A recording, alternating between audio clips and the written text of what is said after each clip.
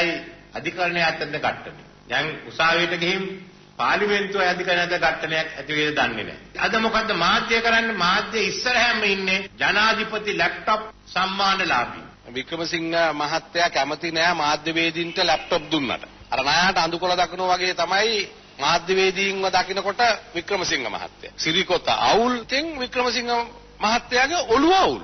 අද රටේ අපි සියලු දෙනා කන්නේ ඉන්දියාවෙන් ආනයනය කරන කුරහන්, කව්පී ටික, උඳු ටික මේ සියල්ල ඉන්දියාවෙන් මැලේසියාවෙන් ගෙන්නනවා. තේ රබර් පොල් කුරුඳු කොකෝවා ගම්මිරිස් හැමදේම හැදෙනවා. වට්ටක කාලේට වට්ටක, පුහුල් කාලේට පුහුල්, දිවුල් කාලේට දිවුල්, අඹ කාලේට අඹ. දැන් ඒක කන්නේ නැහැ. දැන් ඔක්කොම නම් ඉන්නේ ටීවී එක කන්න.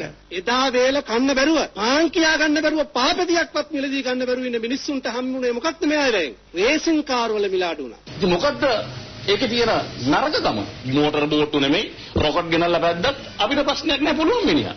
අද අභ්‍යවකාශයට ෂටලයක් යවනවා කියලා කිව්වා. අපේ ජාතිය කොඩිය සැටලයිට් එක චීනය. අපි ගෙවලා තමයි ගන්න ඕනේ. පොළොවත් චීනයට, අහසත් චීනයට අපේ ජාතිය කොඩිය විතරක් අපිට තියෙනවා. අර සැටලයිට් ඩිෂස් දකින්න තියෙන සමහර නිවස්වල ආයතනවල තියෙනවා. එතකොට ඒවට පහසුවෙන් මේ සම්දිකායෙන් මේ පණිවිඩ ඔක්කොම ලබා ගන්න පුළුවන් වෙනවා. මේක ගුවන්ගත කරපුවාම අපේ කොඩිය අහස උඩ තියෙනවා. චීනය අපේ සහ අපේ කලාපයේ තොරතුරු ඔක්කොම මේ මාර්ගයෙන් ලබාගෙන චීනයේ ගමන යනවා.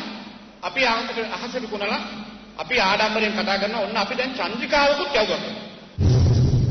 13 වෙනි විවස්ථා සංශෝධනයේ තියාගෙන ගියොත් කිසි සැකයක් නැහැ වැඩි කල් යන්න කලින් මේ රට විශාල වියවුලකට යනවා. විදේශ බලවේගවල න්‍යාය පත්‍රයට නටන බලවේගයක් අතේ පළස්ස බහේ බලය ගියොත් ඊට පහුවෙනි දතම අලුත් කඩේ ඉන්නවා කට්ටිය ඔක්කොම.